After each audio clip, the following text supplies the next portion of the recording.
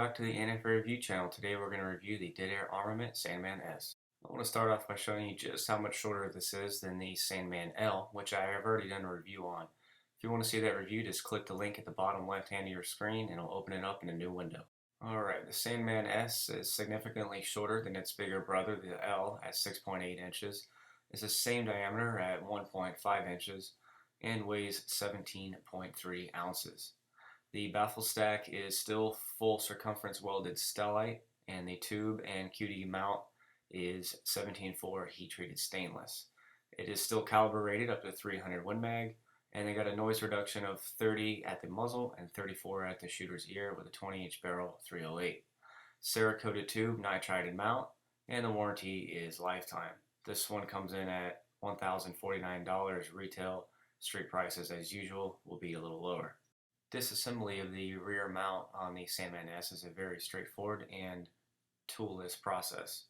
All you need to do is pull back on the detent ring to compress the spring out of the way and rotate the rear cap past the stop. This will take about 3 total rotations, and then you'll be able to remove the rear cap from the suppressor.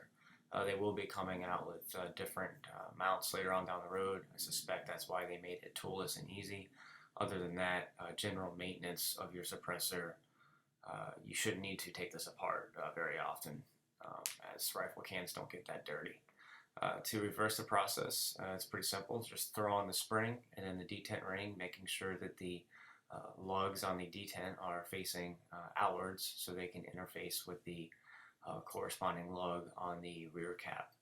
And then you're going to want to compress the detent ring out of the way with your fingers and then rotate the rear cap back on past the stops.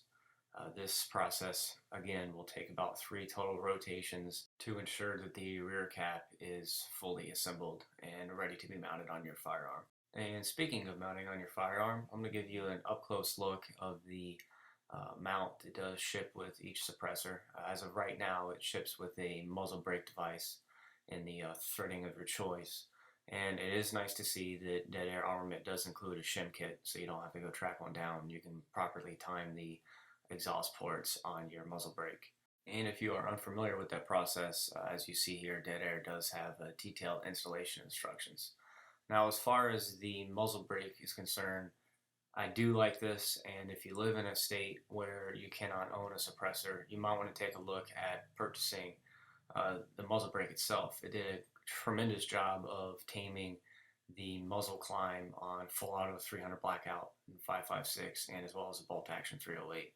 These side gas ports that you see here that I just pointed to, what they do is direct gas pressure into the side ports to disrupt not only the fireball so you have less visible signature in low light conditions, but it does help with the left and right concussion that you would surely annoy your fellow shooters with at the range. And as you see here in this picture-in-picture, you can see the slow motion of a full auto 300 blackout and the gun's not rising one bit. It does a tremendous job with those ports at the 12 o'clock position. Alright, for the fun part of the video, we're going to be using a Cross-Hills Technology 16-inch 300 AAC blackout, a 16-inch custom Seekins build for 5.56. We're also going to be using a 10.5-inch barrel with a war upper from Innovative Arms. And for the 308 bolt action, we're going to be using a Ruger Gunsight Scout.